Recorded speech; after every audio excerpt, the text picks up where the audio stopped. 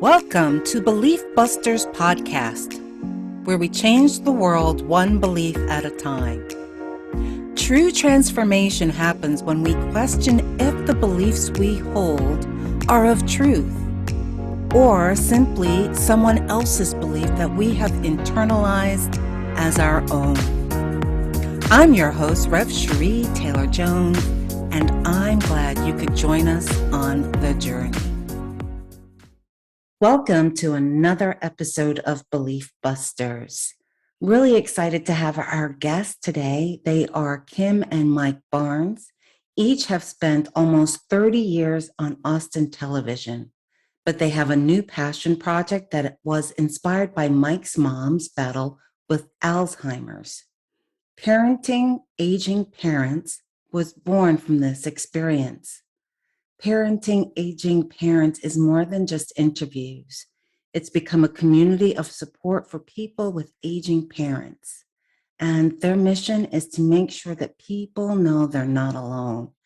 And I love this topic because as a minister, I find that I'm counseling more and more clients who are having this issue with their parents as their parents are getting older, and there's lots of frustrations and wondering, are we doing it right? Are we making the best choices that we can for them? So I'm really excited that you're here for this program and to help our listeners. So welcome.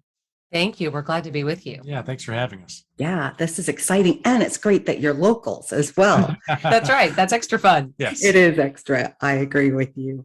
So my first question, kind of where I want to start is, what do you think are some of the indoctrinated beliefs that we have about our parents?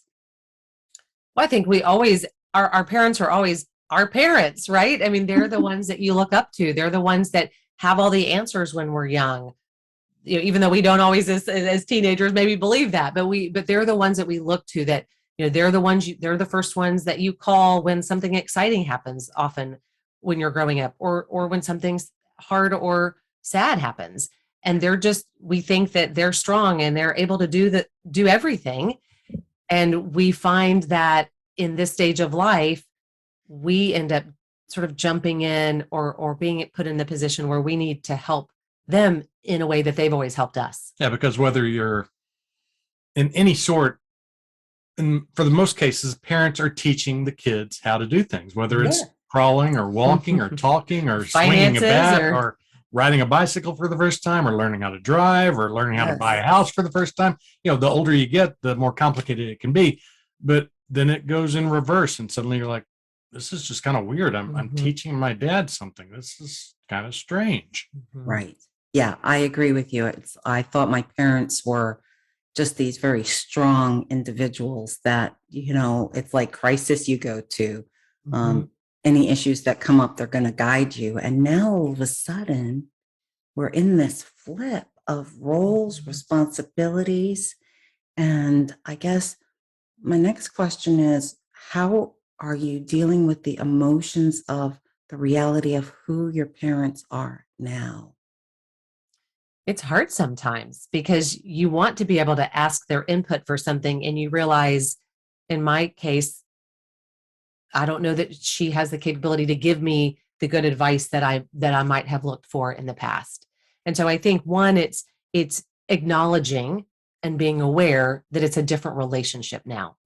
It's just a different kind of, they're still, you know, she's still my mom no matter what, but the way we interact with each other might be a little bit different. Yeah. In my case, my mom's Alzheimer's has gotten worse and worse. I guess you could say she's stage 6 of the 7 stages now, and we moved her into memory care in March of 2021. So she's been in there for more than a year, and visiting her, it's great to see her, but it's always tough because you can see in someone's eyes, I think, that they don't recognize you. And every time I visit my mom, I have that look, like, or she has that look like, who are you? And so, hi, Mom, it's me, Mike, your son. It doesn't help a little bit that I have to wear a mask sometimes, depending on what the situation is with COVID. But it's still, there's that look in her eye. And even when I take the mask down and smile at her, it's like, hi. Yeah, she just doesn't, you can just tell she's just not all completely, totally, 100% remembering me. And that can be tough. You know, when she's been my mom for 54 plus years, Mhm. It's not fun to do. But what I always tell people is you can't take it personally, because it's not like my mom said, I don't like Mike anymore. I'm not going to remember him. That's not what happened. It's a disease she can't control. I Yeah. can't control. And it's just something that has happened that you just have to accept that she's battling it, and you need to help her with the battle, not be offset by it and take it personally. Yeah. How do you deal with the expectation that you may have about the relationship, of how it used to be? Because I find that a chronic theme with people that I work with of, yeah, but I was so close with my mom or my dad, and I'm missing that relationship. I want that relationship. And there's almost this sense of I'm gonna hold my breath in the hopes that I can somehow jock this relationship back. How do you help people with that big shift there? Well, I think some of it is acknowledging that it is different, and it can be really sad that in many ways, especially with Alzheimer's and even some other conditions as well, you are really grieving them while they're still alive, because you just see them kind of just become less and less and less of themselves. And certainly other conditions can bring that on as well. But I think so. So one, I think for me, I think it's acknowledging that it is sad that things aren't the same that they used to be. The conversations that I have with my mom are a lot, maybe aren't as rich or have as much to them. But I think it's just sort of acknowledging where they are today and being present with her with her today, and being able to enjoy that for what it is, even though it's potentially very different than what it has been in the past. You also have to know that things change, and you should know that if you've been a parent, you should know that from experience, because your relationship with your own children change at an early age. Dealing with our kids who are now in their early to mid 20s, when they were 5 years old compared to when they were 13, there's a big difference in how you treat them. And there's a big difference between 13 and 22, because they change a lot. So our relationship changes. So you kind of have to get used to that, so that you can use that experience and know that it's the same thing with mom and dad, to where your experience when you're 20 and they're 50, it's a little bit different than when you're 50 and they're 80. It's going to change. So just be ready for that change and be ready to adapt.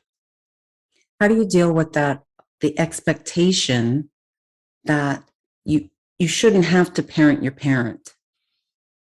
I think that the thing that I find so interesting is that it's very different, because there are some people that will never have to do that, right? Either their parent just stay. My grandparents lived to be 95 and 98 until just the last couple of years. I mean, I remember getting checks for my birthday from my grandmother, and you could hardly read her handwriting. It was so scribbly at 98, but she was still writing the checks, so there are some cases where you really aren't having to sort of step in and take over some of those tasks or make decisions for them. And yet then there are other situations where you could have a 65-year-old parent or a 70-year-old parent, because of health, because of a stroke or some other health condition or whatever, they're already in great need of that kind of care. And so I think some of it is being as prepared as you can be for whatever might come ahead, which of course none of us know for sure. Right. But the more we can be prepared, I think it can help in that process, so that when that surprise happens, we still have that groundwork laid to hopefully make it not as difficult.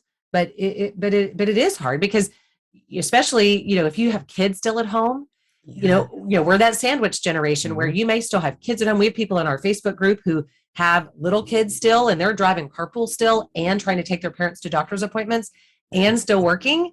Yes. It's really hard. Yeah. It is really hard. You just have to be aware of what's going on around you, and not just with you and your immediate family. But growing up, my grandfather had a stroke when I was in, I guess, 8th grade.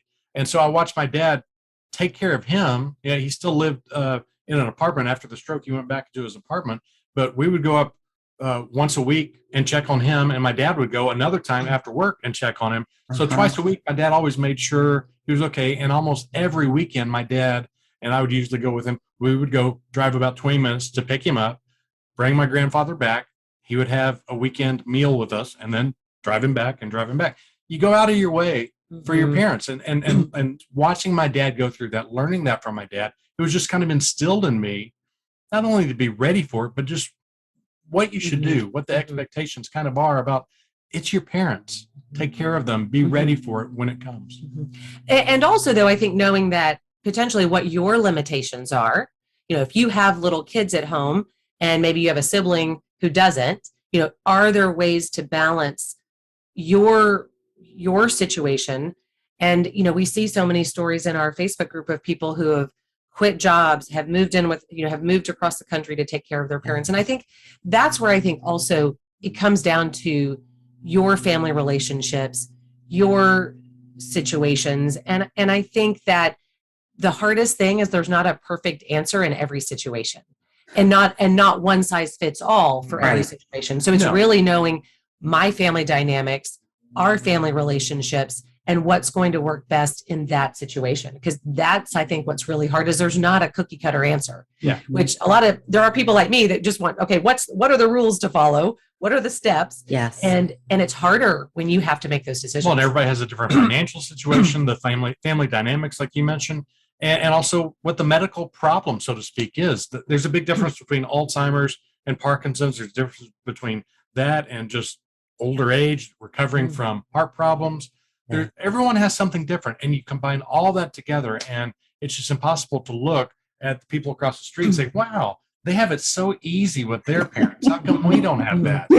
You just can't do that. Well, and I think also and this is something that we've found in our Facebook group that we've been just so pleased with, is how supportive everybody is, because it's hard. It could be easy to judge somebody else. Like, oh, you're doing that? And quickly, I mean, isn't this the same when you have toddlers and you're in the grocery store and you see that kid screaming out of the top of their lungs, and you think, especially when you've never had children, right? You think, oh, I would never. And then, I can think of the story of me in the checkout line at the grocery store, like carrying my son like a football, screaming his head off. And I said, you know what? I am not leaving without buying these groceries. So you can scream all you want, but I'm checking out because I don't want to have to come and do this again. Yeah. But I think so that's the challenge, is that it's not judging and not looking at somebody else and thinking, okay, that's the perfect answer. Or, ooh, I can't believe they would do that. Knowing that there's a story behind every situation, Right. And how can we give other people grace and know that we're all doing the best we can. Correct. Most of the time, right? Most I mean, of the we're as long as we can feel like we're doing the very best we can and in our situation, then I think it's looking for what works best are we making the best decisions we feel like for our family and our situation. Yeah. Right. And then how are you dealing with, your parents also have a level of autonomy. It's very different when we have children. We know, well, they're minors, and so, do as you're told kind of thing. But when you're dealing with your parent and you finally figured out, let's say, the right medical path or care for your parent, and they completely disagree with you and are non-compliant. Oh, yeah. We've definitely gone through that with both moms. Yeah. I mean, I think that we had to get to this situation where we thought it was in my mom's best interest to take her checkbook away, because she had gotten scammed multiple times. Gotcha. And I know that she, we even had a conversation about this just this morning, because she was asking, I don't understand why I don't have my checkbook, and why don't I get the bank statements? And we have tried to help her see that you don't have to worry about anything. We are taking care of it. And yes, we send you your balances so that you can feel confident that you have that. But I think it's having to figure out when that wasn't her idea. And she's not always super happy about it. So we have to explain it multiple times about, we think this is in your best interest. And when I say, we want to make sure that somebody can't get into your bank account online and take money out of your account. I know you wouldn't like that. And she's like, oh yeah, no, I wouldn't like that. So it helps her see, but I think it's having to appeal to their sense of independence, because my parents were divorced for a long time. And so she did a lot. she did everything by herself. She was very independent. Mhm. And even after she remarried, her husband died. And so she's been, again, very independent. So it's having, so some of it is I try to appeal to the fact of, Mom, this is your time to just take it easy. You don't have to worry about it. We're making sure that that your bills are getting paid, and that, we're managing her money for her, but that we're managing it so that she doesn't have to. So just like you just go play bingo, you go play bingo, or you play dominoes at 3, go to exercise class, this is your chance to live the life of luxury, if you will. Mhm. And that seems to appeal to her a little bit. But in some way, they can be stubborn and selfish, and they're in their 80s usually, 70s, Yep. 80s, 90s. They've kind of earned that right. Reminds me of my dad, and it was last August, right before my birthday. My birthday was on the 18th, and it's on the 17th. And Kim and I and our 2 kids are going out to eat for my birthday dinner. And my dad had he wasn't feeling great that day. And he lives about 3 hours away. My sister took him to the doctor, and the doctor did some tests and sent him home. And right when they get home, my sister drops my dad off, gets back to her house, and gets a call. Diane, get your dad to the emergency room now. He needs a pacemaker. And my sister's like, oh my gosh. They go to the hospital there in the town they live outside of Dallas, and they're crowded because of COVID. There's no beds, and there's no cardiologist working that day. Ooh. So it's kind of a case of, well, so Mr. Barnes, we could admit you if we need to, or you can just go home and come back tomorrow. So my dad's on the phone with me. I'm in the parking lot outside of a restaurant here in Austin. Yep. And he's like, yeah, son, here's the deal. I guess you can tell he doesn't feel good. He's very weak. And he's like, so I guess I need to go home. Like, no, Dad, I do not want to wake up tomorrow on my birthday and find out that you have died because you have not taken care of yourself. Yes. Please check into the hospital and they'll take care of you tomorrow. And he's like, yeah, okay. He hangs up the phone and he tells my sister, take me home.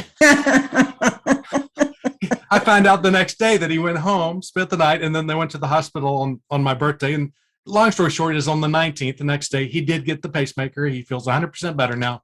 Good. But he didn't care what I said. Yes. He wanted to go home. Yes. He wasn't worried about it. He was being selfish. I told him this, Dad, you're selfish. You're stubborn.